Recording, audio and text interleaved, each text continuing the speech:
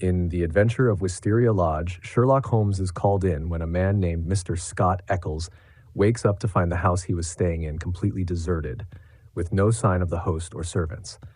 What starts as a puzzling disappearance soon unravels into something much darker, involving a murder, a mysterious figure from a far-off land, and strange local happenings.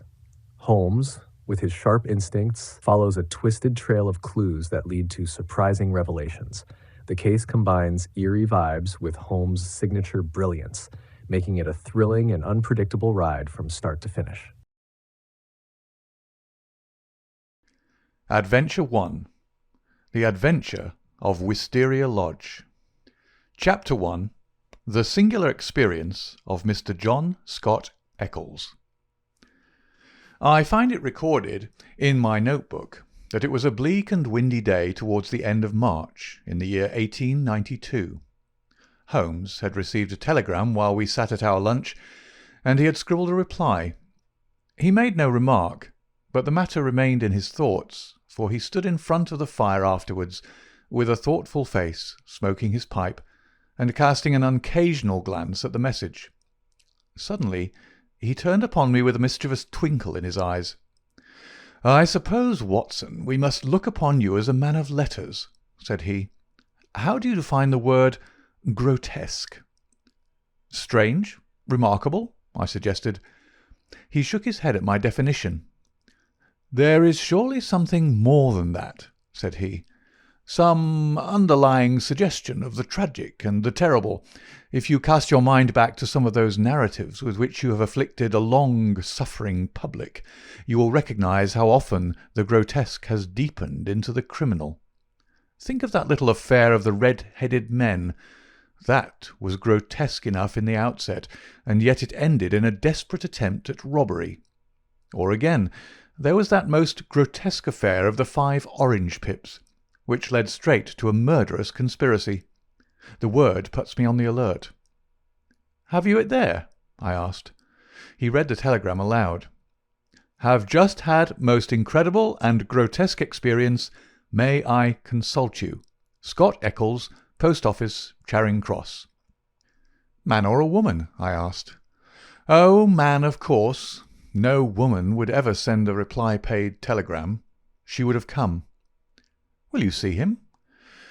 "My dear Watson, you know how bored I have been since we locked up Colonel Carruthers. My mind is like a racing engine, tearing itself to pieces because it is not connected up with the work for which it was built. Life is commonplace. The papers are sterile. Audacity and romance seem to have passed forever from the criminal world. Can you ask me, then, whether I am ready to look into any new problem, however trivial it may prove? But here, unless I am mistaken, is our client."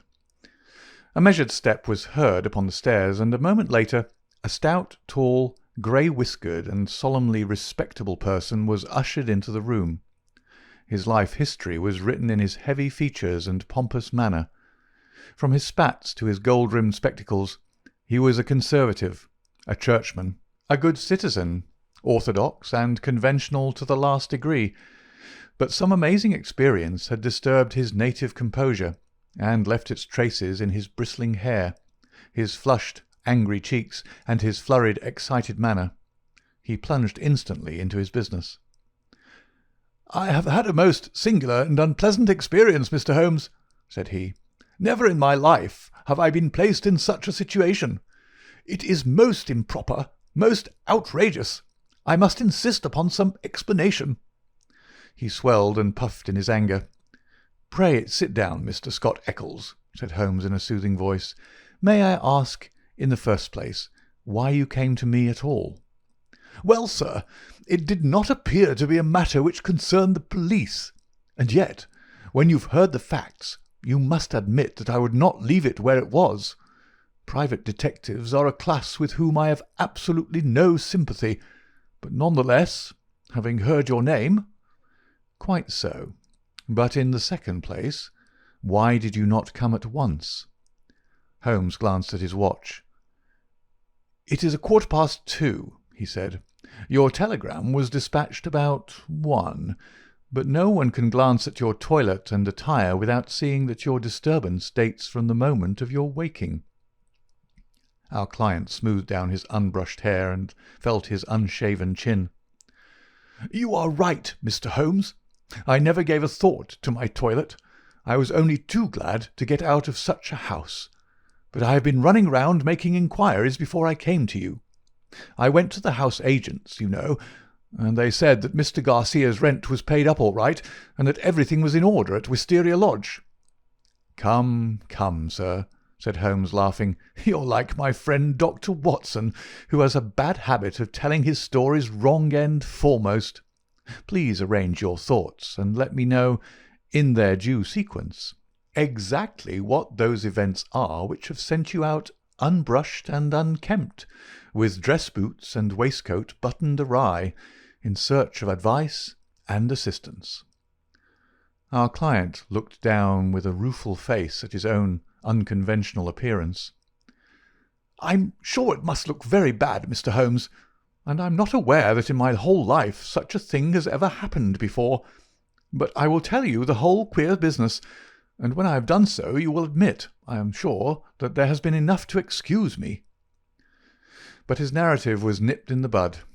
There was a bustle outside, and Mrs. Hudson opened the door to usher in two robust and official-looking individuals, one of whom was well known to us as Inspector Gregson of Scotland Yard, an energetic, gallant, and, within his limitations, a capable officer. He shook hands with Holmes, and introduced his comrade as Inspector Baines of the Surrey Constabulary. "We are hunting together, Mr. Holmes, and our trail lay in this direction." He turned his bulldog eyes upon our visitor. "Are you Mr. John Scott Eccles of Popham House, Lee?" "I am. We've been following you about all the morning." "You traced him through the telegram, no doubt," said Holmes. "Exactly, Mr. Holmes. We picked up the scent at Charing Cross Post Office and came on here." "But why did you follow me? What do you want?" "We wish a statement, Mr. Scott Eccles, as to the events which led up to the death last night of Mr. Aloysius Garcia of Wisteria Lodge near Esher." Our client had sat up with staring eyes, and every tinge of colour struck from his astonished face. "Dead? Did you say he was dead?" "Yes, sir, he's dead." "But how? An accident?" "Murder, if ever there was one upon earth." "Good God! This is awful. You don't mean that I'm suspected?" "A letter of yours was found in the dead man's pocket, and we know by it that you had planned to pass last night at his house." "So I did." "Oh, you did you?" Out came the official notebook. "Wait a bit, Gregson," said Sherlock Holmes. "All you desire is a plain statement, is it not? And it is my duty to warn Mr. Scott Eccles that it may be used against him." "Mr. Eccles was going to tell us about it when you entered the room, I think. Watson, a brandy and soda would do him no harm. Now, sir, I suggest that you take no notice of this addition to your audience, and that you proceed with your narrative exactly as you would have done had you never been interrupted." Our visitor had gulped off the brandy, and the colour had returned to his face. With a dubious glance at the inspector's notebook, he plunged at once into his extraordinary statement. "I am a bachelor," said he, "and, being of a sociable turn, I cultivate a large number of friends. Among these are the family of a retired brewer called Melville, living at Albemarle Mansion, Kensington. It was at his table that I met some weeks ago a young fellow named Garcia. He was, I understand, of Spanish descent, and connected in some way with the embassy. He spoke perfect English, was pleasing in his manners, and as good-looking a man as ever I saw in my life. In some way we struck up quite a friendship, this young fellow and I. He seemed to take a fancy to me from the first, and within 2 days of our meeting he came to see me at Lee. One thing led to another, and it ended in his inviting me out to spend a few days at his house, Wisteria Lodge, between Esher and Oxshott. Yesterday evening I went to Esher to fulfil this engagement. He had described his household to me before I went there. He lived with a faithful servant, a countryman of his own, who looked after all his needs. This fellow could speak English and did his housekeeping for him. Then there was a wonderful cook, he said, a half-breed whom he had picked up in his travels, who could serve an excellent dinner.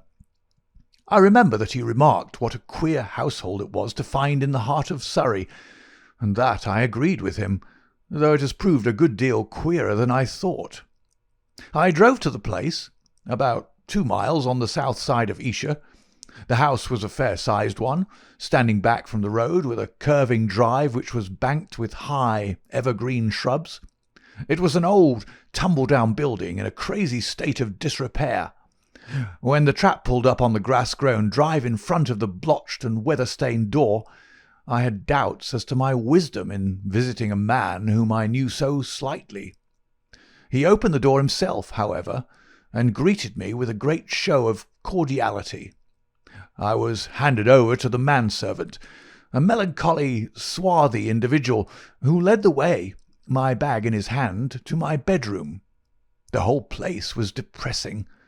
Our dinner was tete-a-tete, and though my host did his best to be entertaining, his thoughts seemed to continually wander, and he talked so vaguely and wildly that I could hardly understand him.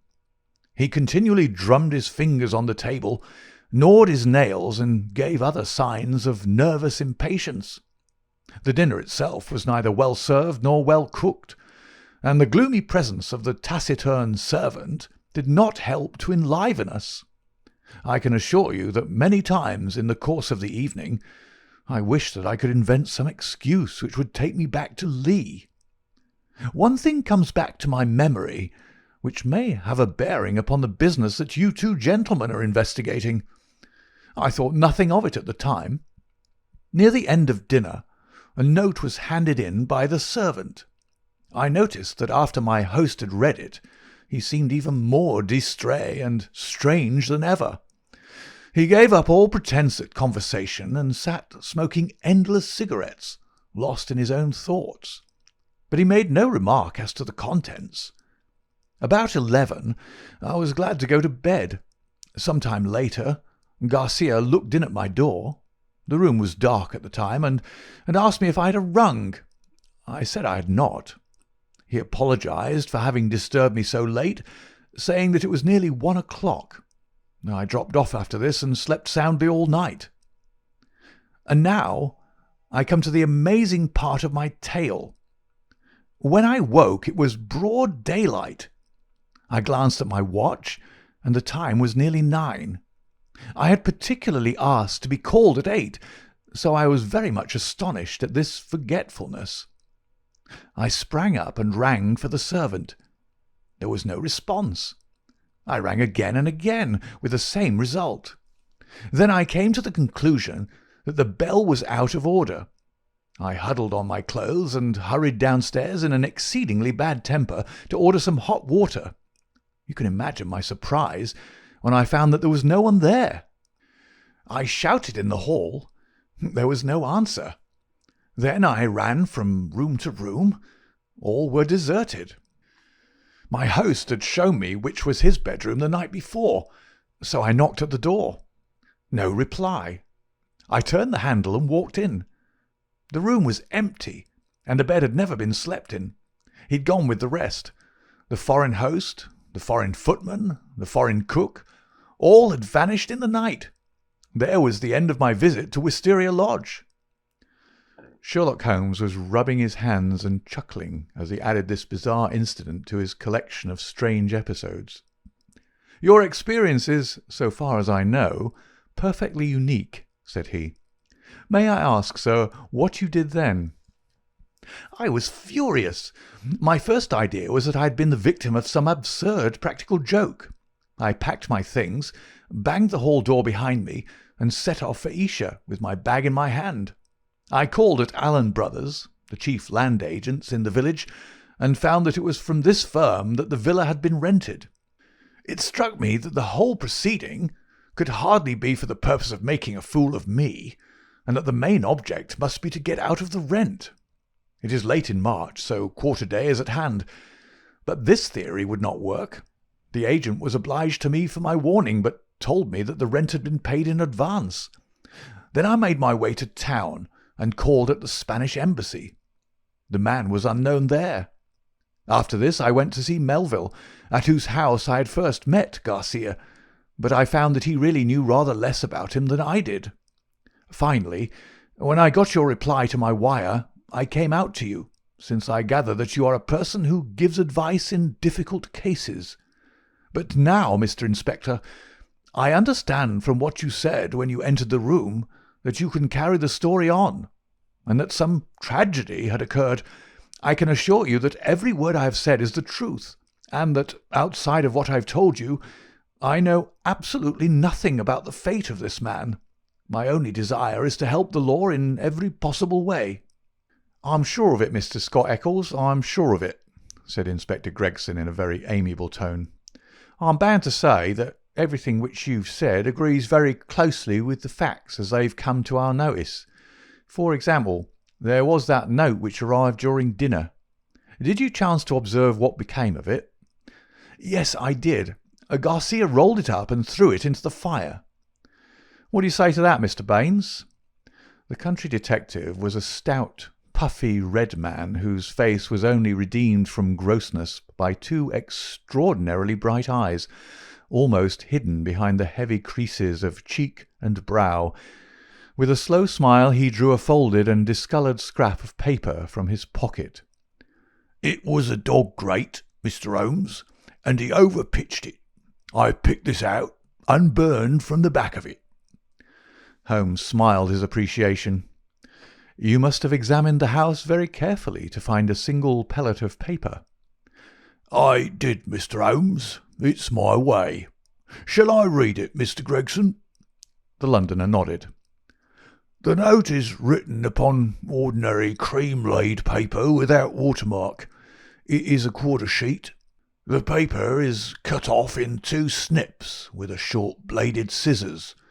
It's been folded over 3 times and sealed with purple wax, put on hurriedly and pressed down with some flat oval object. It is addressed to Mr. Garcia, Wisteria Lodge. It says, 'Our own colours, green and white. Green open, white shut. Main stair, first corridor, 7th right, green baize. Godspeed, D.' It is a woman's writing done with a sharp-pointed pen, but the address is either done with another pen or by someone else. It is thicker and bolder, as you see." "A very remarkable note," said Holmes, glancing it over. "I must compliment you, Mr. Baines, upon your attention to detail in your examination of it. A few trifling points might perhaps be added. The oval seal is undoubtedly a plain sleeve link. What else is of such a shape? The scissors were bent nail scissors. Short as the 2 snips are, you can distinctly see the same slight curve in each." The country detective chuckled. "I thought I had squeezed all the juice out of it, but I see there was a little over," he said. "I'm bound to say that I make nothing of the note except that there was something on hand, and that a woman, as usual, was at the bottom of it." Mr. Scott Eccles had fidgeted in his seat during this conversation. "I'm glad you found the note, since it corroborates my story," said he. "But I beg to point out that I have not yet heard what has happened to Mr. Garcia, nor what has become of his household." "As to Garcia," said Gregson, "that is easily answered. He was found dead this morning upon Oxshott Common, nearly a mile from his home. His head had been smashed to pulp by heavy blows of a sandbag or some such instrument, which had crushed rather than wounded. It is a lonely corner, and there is no house within a quarter of a mile of the spot. He had apparently been struck down first from behind, but his assailant had gone on beating him long after he was dead. It was a most furious assault. There are no footsteps, nor any clue to the criminals." "Robbed?" "No, there was no attempt at robbery." "This is very painful," very painful and terrible," said Mr. Scott Eccles in a querulous voice. "But it is really uncommonly hard on me. I had nothing to do with my host going off upon a nocturnal excursion and meeting so sad an end. How do I come to be mixed up with the case?" "Very simple, sir," Inspector Baines answered. "The only document found in the pocket of the deceased was a letter from you saying that you would be with him on the night of his death. It was the envelope of this letter which gave us the dead man's name and address. It was after 9 this morning when we reached his house and found neither you nor anyone else inside it. I wired to Mr. Gregson to run you down in London while he examined Wisteria Lodge. Then I came into town, joined Mr. Gregson, and here we are." "I think now," said Gregson, rising, "we had best put this matter into an official shape. You'll come round with us to the station, Mr. Scott Eccles, and let us have your statement in writing." "Certainly, I will come at once. But I retain your services, Mr. Holmes. I desire you to spare no expense and no pains to get to the truth." My friend turned to the country inspector. "I suppose that you have no objection to my collaborating with you, Mr. Baines?" "Highly honoured, sir, I'm sure." "You appear to have been very prompt and businesslike in all that you have done. Was there any clue, may I ask, as to the exact hour that the man met his death?" "He'd been there since 1 o'clock. There was rain about that time, and his death had certainly been before the rain." "But that is perfectly impossible, Mr. Baines," cried our client. "His voice is unmistakable. I could swear to it that it was he who addressed me in my bedroom at that very hour." "Remarkable, but by no means impossible," said Holmes, smiling. "You have a clue?" asked Gregson. "On the face of it, the case is not a very complex one, though it certainly presents some novel and interesting features. A further knowledge of facts is necessary before I would venture to give a final and definite opinion. By the way, Mr. Baines, did you find anything remarkable besides this note in your examination of the house?" The detective looked at my friend in a singular way. "There were," said he, "one or two very remarkable things. Perhaps when I've finished at the police station you would care to come out and give me your opinion of them." "I am entirely at your service," said Sherlock Holmes, ringing the bell. "You will show these gentlemen out, Mrs. Hudson, and kindly send the boy with this telegram. He's to pay a 5-shilling reply." We sat for some time in silence after our visitors had left. Holmes smoked hard, with his brows drawn down over his keen eyes, and his head thrust forward in the eager way characteristic of the man. "Well, Watson," he asked, turning suddenly upon me, "what do you make of it?" "I can make nothing of this mystification of Scott Eccles." "But the crime?" "Well, taken with the disappearance of the man's companions, I should say that they were in some way concerned in the murder and fled from justice." "That is certainly a possible point of view. On the face of it, you must admit, however, that it is very strange that his 2 servants should have been in a conspiracy against him and should have attacked him on the one night when he had a guest. They had him alone at their mercy every other night in the week." "Then why did they fly?" "Quite so. Why did they fly? There is a big fact. Another big fact is the remarkable experience of our client, Scott Eccles. Now, my dear Watson, is it beyond the limits of human ingenuity to furnish an explanation which would cover both of these big facts? If it were one which would also admit of the mysterious note, with its very curious phraseology, why, then it would be worth accepting as a temporary hypothesis. If the fresh facts which come to our knowledge all fit themselves into the scheme, then our hypothesis may gradually become a solution." "But what is our hypothesis?" Holmes leaned back in his chair with half-closed eyes. "You must admit, my dear Watson, that the idea of a joke is impossible. There were grave events afoot, as the sequel showed, and the coaxing of Scott Eccles to Wisteria Lodge had some connection with them."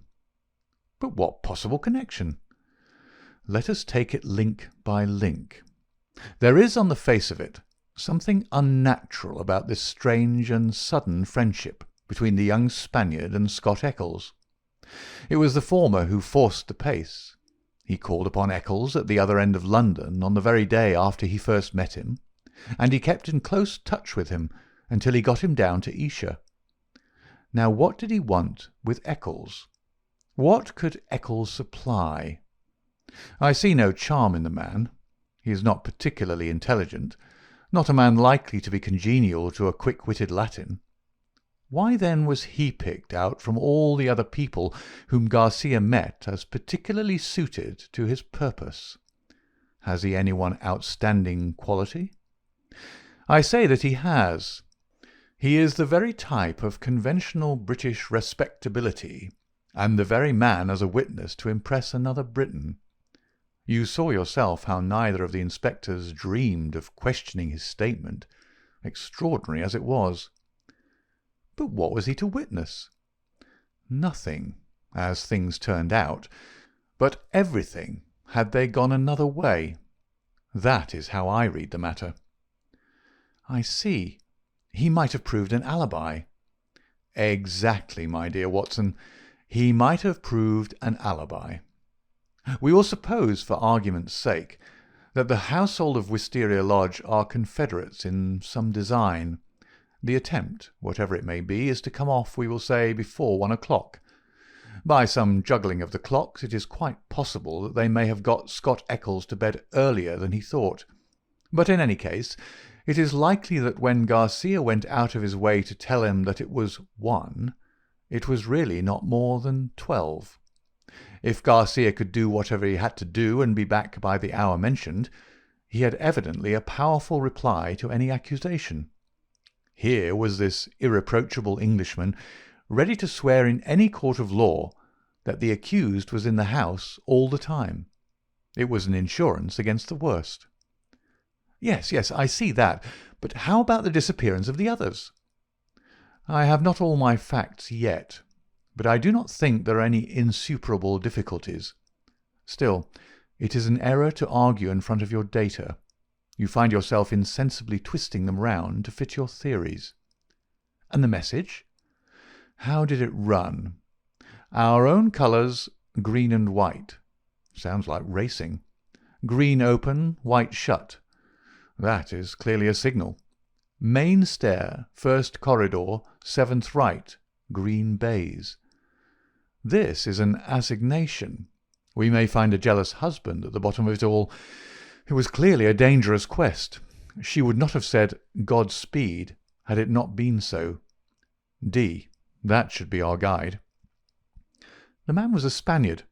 I suggest that D stands for Dolores, a common female name in Spain. Good, Watson, very good, but quite inadmissible. A Spaniard would write to a Spaniard in Spanish. The writer of this note is certainly English. Well, we can only possess our soul in patience until this excellent inspector come back for us. Meanwhile, we can thank our lucky fate which has rescued us for a few short hours from the insufferable fatigues of idleness. An answer had arrived to Holmes's telegram before our Surrey officer had returned. Holmes read it and was about to place it in his notebook when he caught a glimpse of my expectant face. He tossed it across with a laugh. "We are moving in exalted circles," said he. The telegram was a list of names and addresses. Lord Harringby, the Dingle, Sir George Folliot, Oxshott Towers, Mr. Hines, J.P., Purdley Place, Mr. James Baker Williams, Forton Old Hall, Mr. Henderson, High Gable, Reverend Joshua Stone, Nether Walsling. "This is a very obvious way of limiting our field of operations," said Holmes. "No doubt Baines, with his methodical mind, has already adopted some similar plan." "I don't quite understand." "Well, my dear fellow, we have already arrived at the conclusion that the message received by Garcia at dinner was an appointment or an assignation. Now, if the obvious reading of it is correct, and in order to keep the tryst one has to ascend a main stair and seek the 7th door in a corridor, it is perfectly clear that the house is a very large one. It is equally certain that this house cannot be more than a mile or two from Oxshott, since Garcia was walking in that direction, and hoped, according to my reading of the facts, to be back in Wisteria Lodge in time to avail himself of an alibi which would only be valid up to 1 o'clock. As the number of large houses close to Oxshott must be limited, I adopted the obvious method of sending to the agents mentioned by Scott Eccles and obtaining a list of them. Here they are in this telegram, and the other end of our tangled skein must lie among them. It was nearly 6 o'clock before we found ourselves in the pretty Surrey village of Esher, with Inspector Baines as our companion. Holmes and I had taken things for the night and found comfortable quarters at the Bull. Finally, we set out in the company of the detective on our visit to Wisteria Lodge. It was a cold, dark March evening, with a sharp wind and a fine rain beating upon our faces. A fit setting for the wild common over which our road passed, and the tragic goal to which it led us. End of Chapter 1. Chapter 2. The Tiger of San Pedro. A cold and melancholy walk of a couple of miles brought us to a high wooden gate which opened into a gloomy avenue of chestnuts. The curved and shadowed drive led us to a low, dark house, pitch black against a slate-coloured sky. From the front window upon the left of the door there peeped a glimmer of a feeble light. "There's a constable in possession," said Baines. "I'll knock at the window." He stepped across the grass plot and tapped with his hand on the pane. Through the fogged glass I dimly saw a man spring up from a chair beside the fire and heard a sharp cry from within the room.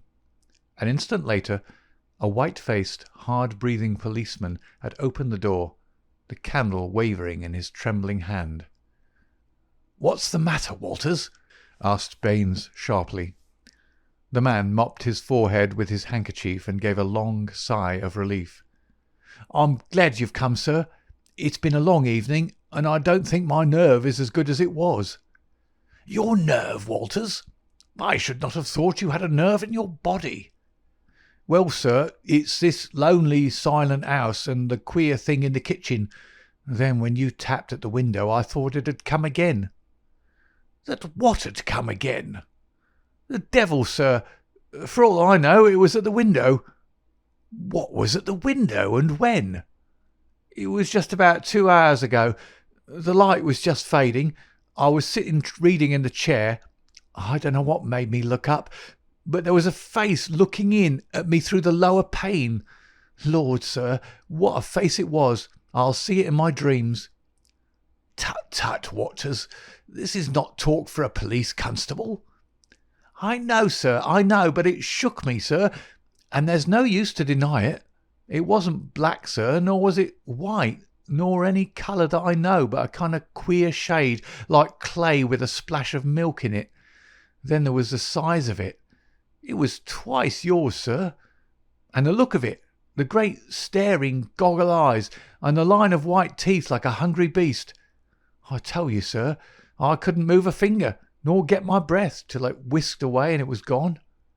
Out I ran, and through the shrubbery, but thank God there was no one there." "If I didn't know you were a good man, Walters, I should put a black mark against you for this. If it were the devil himself, a constable on duty should never thank God that he could not lay his hands upon him. I suppose the whole thing is not a vision and a touch of nerves." "That at least is very easily settled," said Holmes, lighting his little pocket lantern. "Yes," he reported after a short examination of the grass bed. "A number 12 shoe, I should say. If he was all on the same scale as his foot, he must certainly have been a giant." "What became of him?" "He seems to have broken through the shrubbery and made for the road."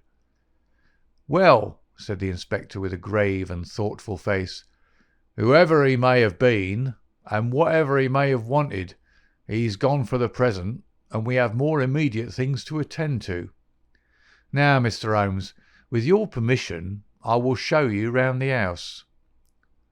The various bedrooms and sitting rooms had yielded nothing to a careful search. Apparently the tenants had brought little or nothing with them, and all the furniture down to the smallest details had been taken over with the house. A good deal of clothing with the stamp of Marks & Co., High Holborn, had been left behind. Telegraphic inquiries had been already made which showed that Marks knew nothing of his customer, save that he was a good payer. Odds and ends, some pipes, a few novels, 2 of them in Spanish, an old-fashioned pin-fire revolver, and a guitar were among the personal property. "Nothing in all this," said Baines, stalking, candle in hand, from room to room. "But now, Mr. Holmes, I invite your attention to the kitchen." It was a gloomy, high-ceilinged room at the back of the house, with a straw litter in one corner which served apparently as a bed for the cook. The table was piled with half-eaten dishes and dirty plates, the debris of last night's dinner. "Look at this," said Baines. "What do you make of it?" He held up his candle before an extraordinary object, which stood at the back of the dresser. It was so wrinkled and shrunken and withered that it was difficult to say what it might have been. One could but say that it was black and leathery, and that it bore some resemblance to a dwarfish human figure. At first, as I examined it, I thought that it was a mummified negro baby, and then it seemed a very twisted and ancient monkey. Finally, I was left in doubt as to whether it was animal or human. A double band of white shells were strung around the centre of it. "Very interesting, very interesting indeed," said Holmes, peering at this sinister relic. "Anything more?" In silence, Baines led the way to the sink and held forward his candle. The limbs and body of some large white bird, torn savagely to pieces with the feathers still on, were littered all over it. Holmes pointed to the wattles on the severed head. "A white cock," said he. "Most interesting. It is really a very curious case." But Mr. Baines had kept his most sinister exhibit to the last. From under the sink he drew a zinc pail which contained a quantity of blood. Then from the table he took a platter heaped with small pieces of charred bone. "Something has been killed and something has been burned. We raked all these out of the fire. We had a doctor in this morning. He says that they are not human." Holmes smiled and rubbed his hands. "I must congratulate you, Inspector, on handling so distinctive and instructive a case. Your powers, if I may say so without offence, seem superior to your opportunities." Inspector Baines's small eyes twinkled with pleasure. "You're right, Mr. Holmes. We stagnate in the provinces. A case of this sort gives a man a chance, and I hope that I shall take it. What do you make of these bones?" "A lamb, I should say, or a kid." "And the white cock?" "Curious, Mr. Baines. Very curious. I should say almost unique." "Yes, sir. There must have been some very strange people with some very strange ways in this house. One of them is dead. Did his companions follow him and kill him? If they did, we should have them, for every port is watched. But my own views are different. Yes, sir, my own views are very different." "You have a theory, then?" "And I'll work it myself, Mr. Holmes. It's only due to my own credit to do so. Your name is made. But I have still to make mine. I shall be glad to be able to say afterwards that I had solved it without your help." Holmes laughed good-humouredly. "Well, well, Inspector," said he. "Do you follow your path, and I will follow mine. My results are always very much at your service if you care to apply to me for them. I think that I have seen all that I wish in this house, and that my time may be more profitably employed elsewhere. Au revoir, and good luck." I could tell by numerous subtle signs, which might have been lost upon anyone but myself, that Holmes was on a hot scent.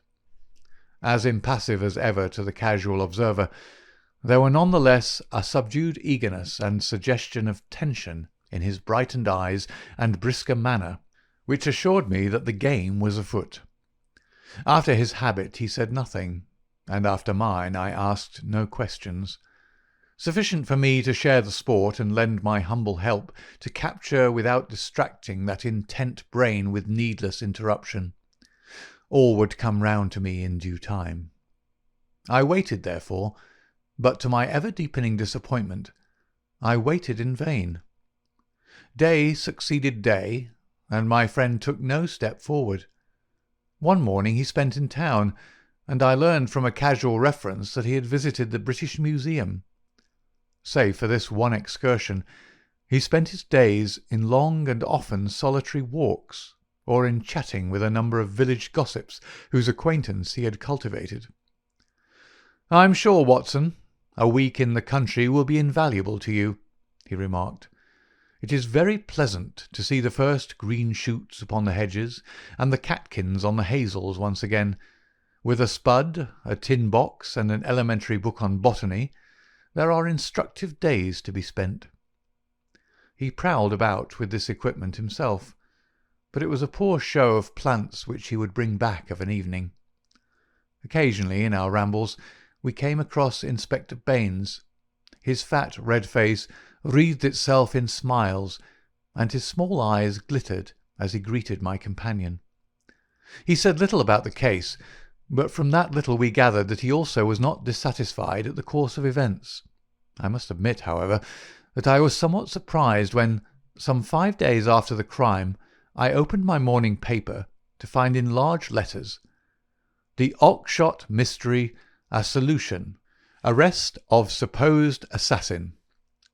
Holmes sprang in his chair as if he had been stung when I read the headlines. "By Jove!" he cried. "You don't mean that Baines has got him?" "Apparently," said I as I read the following report. "Great excitement was caused in Esher and the neighbouring district when it was learned late last night that an arrest had been effected in connection with the Oakshott murder.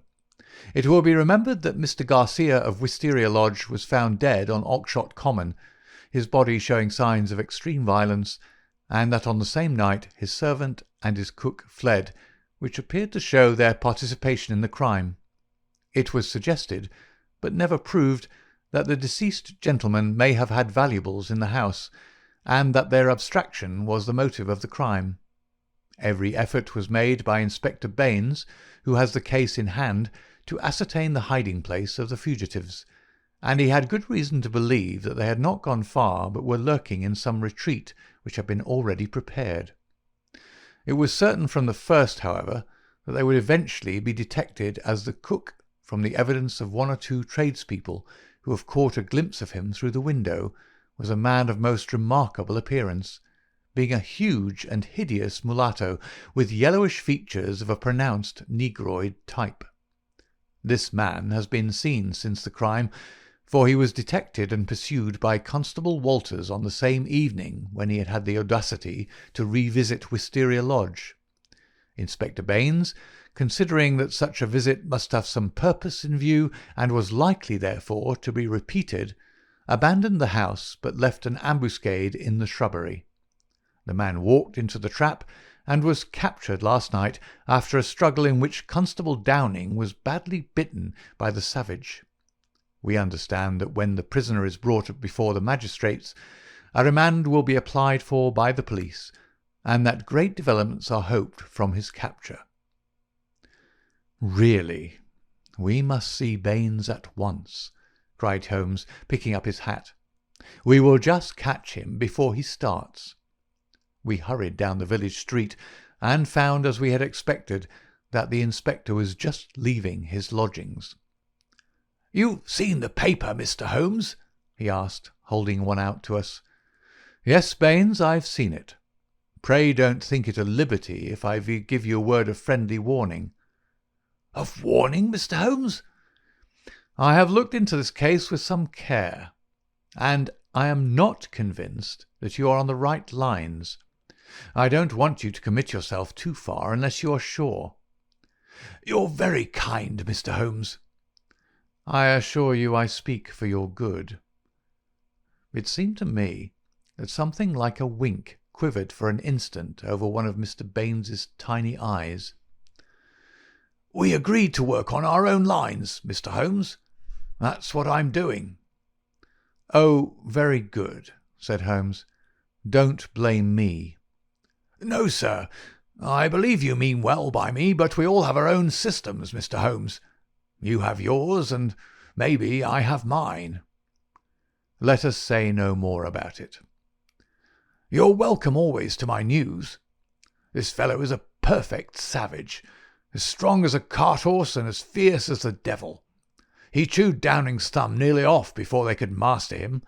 He hardly speaks a word of English, and we can get nothing out of him but grunts." "And you think you have evidence that he murdered his late master?" "I didn't say so, Mr. Holmes. I didn't say so. We all have our little ways. You try yours, and I will try mine. That's the agreement." Holmes shrugged his shoulders as we walked away together. "I can't make the man out. He seems to be riding for a fall. Well, as he says, we must each try our own way and see what comes of it. But there's something in Inspector Baines which I can't quite understand." "Just sit down in that chair, Watson," said Sherlock Holmes when we had returned to our apartment at the Bull. "I want to put you in touch with the situation, as I may need your help tonight. Let me show you the evolution of this case, so far as I have been able to follow it. Simple as it has been in its leading features, it has none the less presented surprising difficulties in the way of an arrest. There are gaps in that direction which we may have to still fill. We still go back to the note which was handed in to Garcia upon the evening of his death. We may put aside this idea of Baines's, that Garcia's servants were concerned in the matter. The proof of this lies in the fact that it was he who had arranged for the presence of Scott Eccles, which could only have been done for the purpose of an alibi. It was Garcia, then, who had an enterprise, and apparently a criminal enterprise, in hand that night in the course of which he met his death.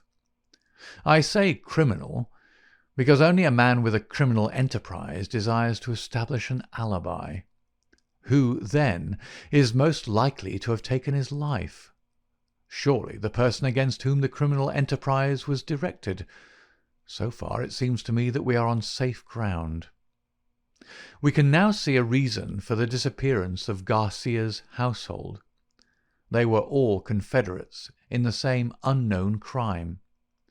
If it came off when Garcia returned, any possible suspicion would be warded off by the Englishman's evidence, and all would be well. But the attempt was a dangerous one, and if Garcia did not return by a certain hour, it was probable that his own life had been sacrificed. It had been arranged, therefore, that in such a case his two subordinates were to make for some prearranged spot where they could escape investigation and be in a position afterwards to renew their attempt. That would fully explain the facts, would it not? The whole inexplicable tangle seemed to straighten out before me. I wondered, as I always did, how it had not been obvious to me before. But why should one servant return? We can imagine that in the confusion of flight, something precious, something which he could not bear to part with, had been left behind. That would explain his persistence, would it not? Well, what is the next step? The next step is the note received by Garcia at the dinner. It indicates a confederate at the other end. Now, where was the other end? I have already shown you that it could only lie in some large house, and that the number of large houses is limited. My first days in this village were devoted to a series of walks in which, in the intervals of my botanical researches, I made a reconnaissance of all the large houses and an examination of the family history of the occupants. One house, and only one, riveted my attention.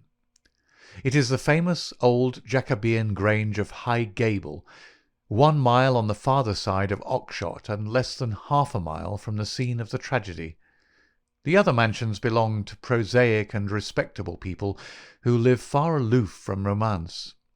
But Mr. Henderson of High Gable was by all accounts a curious man to whom curious adventures might befall. I concentrated my attention, therefore, upon him and his household.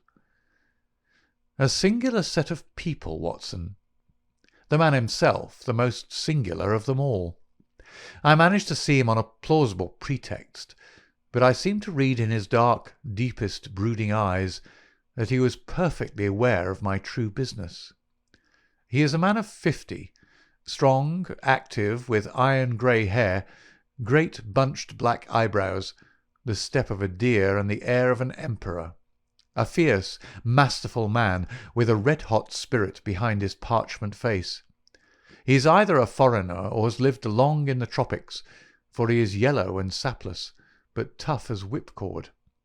His friend and secretary, Mr. Lucas, is undoubtedly a foreigner, chocolate-brown, wily, suave and cat-like, with a poisonous gentleness of speech.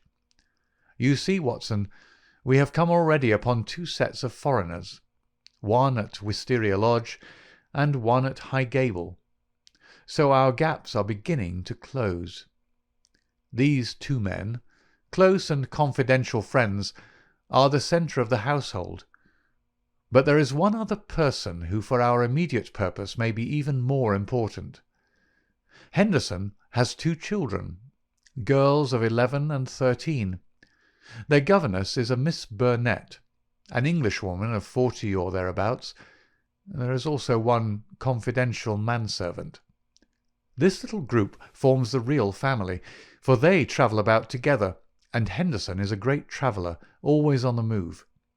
It is only within the last weeks that he has returned after a year's absence to High Gable. I may add that he is enormously rich, and whatever his whims may be, he can very easily satisfy them. For the rest, his house is full of butlers, footmen, maidservants, and the usual overfed, underworked staff of a large English country house. So much I learned partly from village gossip, and partly from my own observation. There are no better instruments than discharged servants with a grievance, and I was lucky enough to find one. I call it luck, but it would not have come my way had I not been looking out for it. As Baines remarks, we all have our systems. It was my system which enabled me to find John Warner, late gardener of High Gable, sacked in a moment of temper by his imperious employer. He in turn had friends among the indoor servants who unite in their fear and dislike of their master. So I had my key to the secrets of the establishment. Curious people, Watson. I don't pretend to understand it all yet, but very curious people anyway. It's a double-winged house, and the servants live on one side, the family on the other. There's no link between the two, save for Henderson's own servant, who serves the family's meals. Everything is carried to a certain door, which forms the one connection. Governess and children hardly go out at all except into the garden. Henderson never by any chance walks alone. His dark secretary is like his shadow. The gossip among the servants is that their master is terribly afraid of something. "Sold his soul to the devil in exchange for money," says Warner, "and expects his creditor to come up and claim his own." Where they came from or who they are, nobody has an idea. They are very violent. Twice Henderson has lashed at folk with his dog-whip, and only his long purse and heavy compensation have kept him out of the courts. Well now, Watson, let us judge the situation by this new information. We may take it that the letter came out of this strange household and was an invitation to Garcia to carry out some attempt which had already been planned. Who wrote the note? It was someone within the citadel, and it was a woman. Who then but Miss Burnett, the governess? All our reasoning seems to point that way. At any rate, We may take it as a hypothesis and see what consequences it would entail. I may add that Miss Burnett's age and character make it certain that my first idea that there might be a love interest in our story is out of the question. If she wrote the note, she was presumably the friend and confederate of Garcia.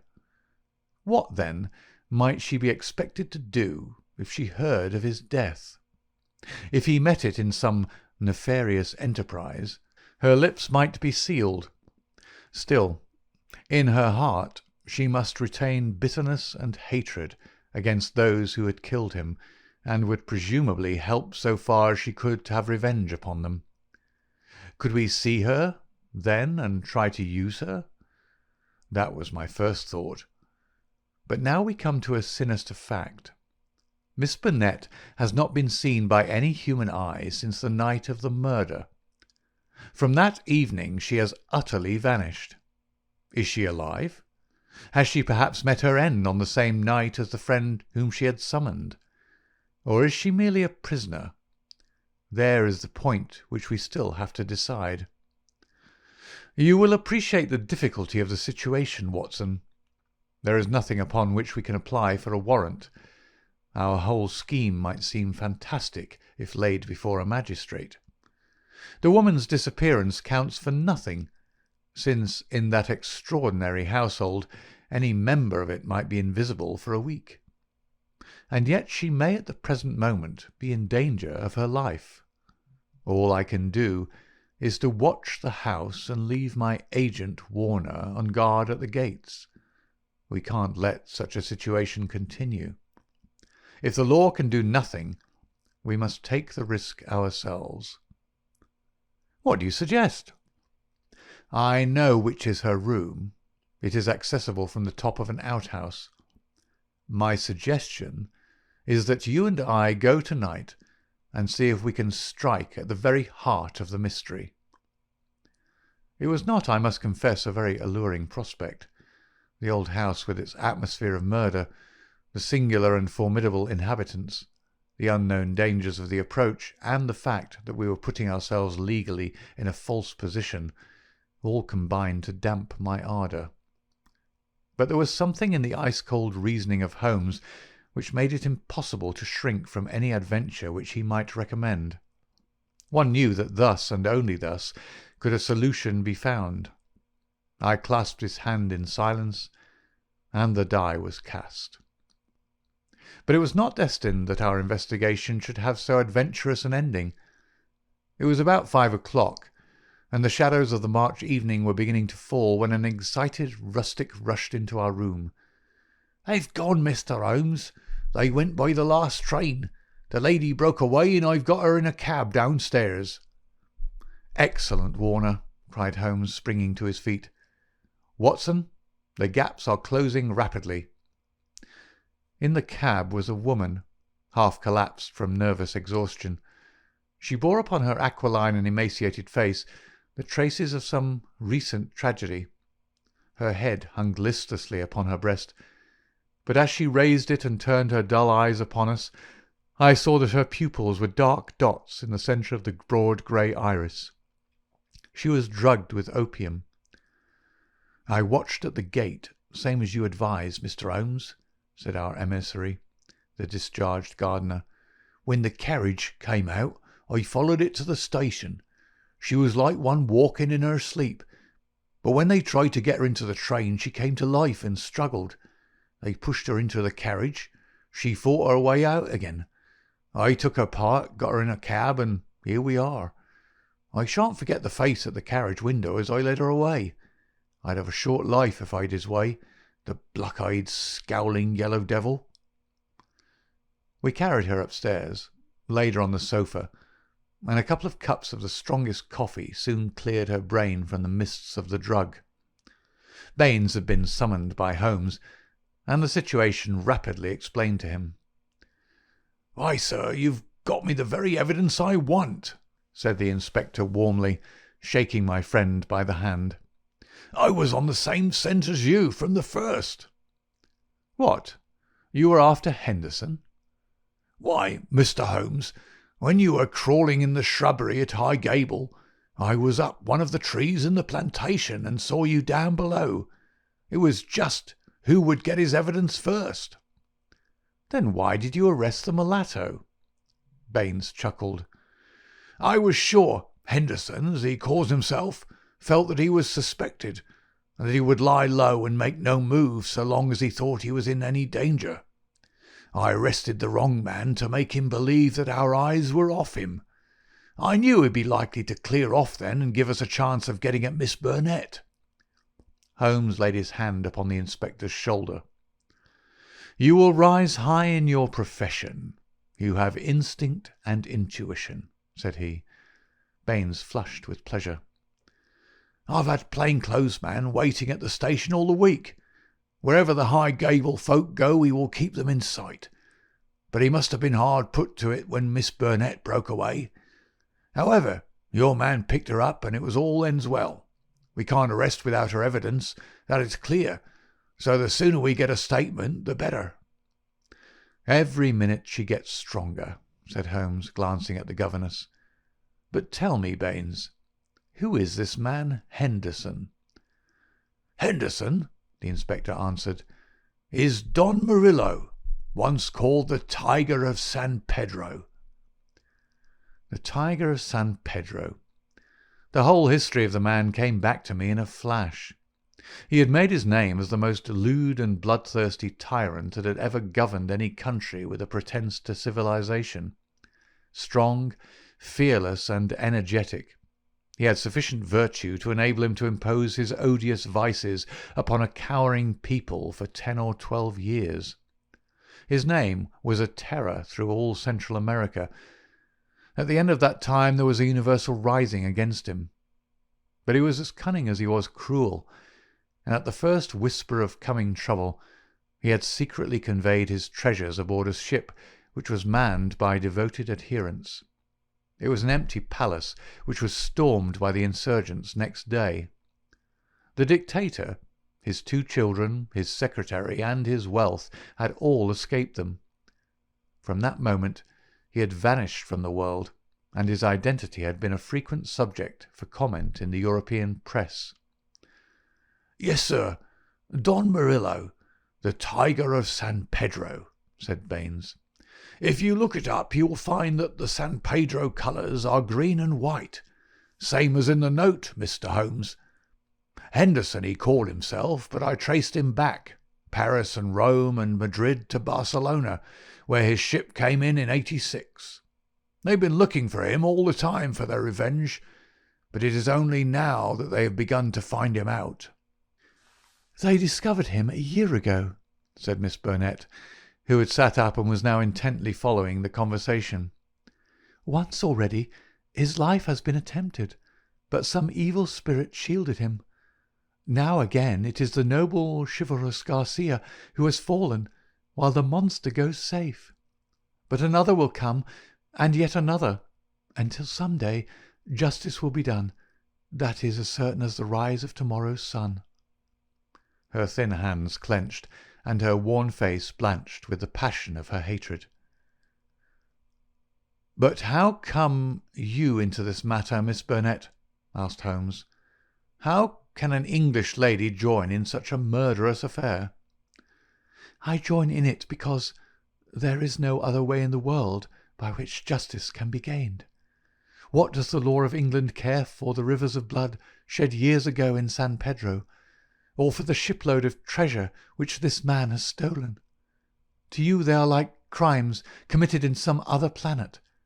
But we know. We have learned the truth in sorrow and in suffering. To us there is no fiend in hell like Juan Murillo, and no peace in life while his victims still cry for vengeance." "No doubt," said Holmes. "He was, as you say. I have heard that he was atrocious. But how are you affected?" "I will tell you it all. This villain's policy was to murder, on one pretext or another, every man who showed such promise that he might in time come to be a dangerous rival. My husband, yes, my real name is Signora Victoro Durando, was the San Pedro minister in London. He met me and married me there. A nobler man never lived upon earth. Unhappily, Murillo heard of his excellence, recalled him on some pretext, and had him shot. With a premonition of his fate, he had refused to take me with him. His estates were confiscated, and I was left with a pittance and a broken heart. Then came the downfall of the tyrant. He escaped, as you have just described, but the many whose lives he had ruined, whose nearest and dearest had suffered torture and death at his hands, would not let the matter rest. They banded themselves into a society which should never be dissolved until the work was done. It was my part, after we had discovered in the transformed Henderson the fallen despot, to attach myself to his household and keep the others in touch with his movements. This I was able to do by securing the position of governess in his family. He little knew that the woman who faced him at every meal was the woman whose husband he had hurried at an hour's notice into eternity. I smiled on him, did my duty to his children, and bided my time. An attempt was made in Paris and failed. We zigzagged swiftly here and there over Europe to throw off the pursuers and finally returned to this house, which he had taken upon his first arrival in England. But here also the ministers of justice were waiting. Knowing that he would return there, Garcia, who is the son of the former highest dignitary in San Pedro, was waiting with 2 trusty companions of humble station. All 3 fired with the same reasons for revenge. He could do little during the day, for Murillo took every precaution, and never went out save with his satellite Lucas, or Lopez, as he was known in the days of his greatness. At night, however, he slept alone, and the avenger might find him. On a certain evening which had been prearranged, I sent my friend final instructions, for the man was forever on the alert, and continually changed his room. I was to see that the doors were open, and the signal of a green or white light in a window which faced the drive was to give notice if all was safe, or if the attempt had better be postponed. But everything went wrong with us. In some way I had excited the suspicion of Lopez the secretary. He crept up behind me and sprang upon me just as I had finished the note. He and his master dragged me to my room and held judgment upon me as a convicted traitress. Then and there they would have plunged their knives into me could they have seen how to escape the consequences of the deed. Finally, after much debate, they concluded that my murder was too dangerous, but they determined to get rid forever of Garcia. They had gagged me, and Murillo twisted my arm round until I gave him the address. I swear that he might have twisted it off had I understood what it would mean to Garcia. Lopez addressed the note which I had written, sealed it with his sleeve link, and sent it by the hand of the servant, Jose. How they murdered him I do not know, save that it was Murillo's hand who struck him down, for Lopez had remained to guard me. I believe he must have waited among the gorse bushes through which the path winds and struck him down as he passed. At first they were of a mind to let him enter the house and to kill him as a detected burglar, but they argued that if they were mixed up in an inquiry with their own identity would at once be publicly disclosed, and they would be open to further attacks. With the death of Garcia, the pursuit might cease, since such a death might frighten others from the task. All would now have been well for them, had it not been for my knowledge of what they had done. I have no doubt that there were times when my life hung in the balance. I was confined to my room, terrorized by the most horrible threats, cruelly ill-used to break my spirit. See this stab on my shoulder, and the bruises from the end to end of my arms, and a gag was thrust into my mouth on the one occasion when I tried to call from the window. For 5 days this cruel imprisonment continued, with hardly enough food to hold body and soul together. This afternoon a good lunch was brought me, but the moment after I took it I knew that I had been drugged. In a sort of dream, I remember being half led, half carried to the carriage in the same state I was conveyed to the train. Only then, when the wheels were almost moving, did I suddenly realize that my liberty lay in my own hands. I sprang out. They tried to drag me back, and had it not been for the help of this good man who led me to the cab, I should never have broken away. Now, thank God, I am beyond their power forever." We had all listened intently to this remarkable statement. It was Holmes who broke the silence. "Our difficulties are not over," he remarked, shaking his head. "Our police work ends, but our legal work begins." "Exactly," said I. "A plausible lawyer could make it out as an act of self-defence. There may be 100 crimes in the background, but it is only on this one that they can be tried." "Come, come," said Baines cheerily. "I think better of the law than that. Self-defence is one thing. To entice a man in cold blood with the object of murdering him is another, whatever danger you may fear from him. No, we shall all be justified when we see the tenants of High Gable at the next Guildford Assizes." It is a matter of history, however, that a little time was still to elapse before the tiger of San Pedro should meet with his deserts. Wily and bold, he and his companion threw their pursuer off their track by entering a lodging-house in Edmonton Street and leaving by the back gate into Curzon Square. From that day they were seen no more in England. Some 6 months afterwards, the Marquis of Montlava and Signor Rulli, his secretary, were both murdered in their rooms at the Hotel Escurial at Madrid. The crime was ascribed to nihilism, and the murderers were never arrested. Inspector Baines visited us at Baker Street with a printed description of the dark face of the secretary and of the masterful features, the magnetic black eyes, and the tufted brows of his master. We could not doubt that justice, if belated, had come at last. "A chaotic case, my dear Watson," said Holmes over an evening pipe.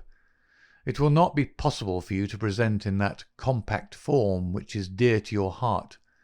It covers 2 continents, concerns 2 groups of mysterious persons, and is further complicated by the highly respectable presence of our friend Scott Eccles, whose inclusion shows me that the deceased Garcia had a scheming mind and a well-developed instinct of self-preservation.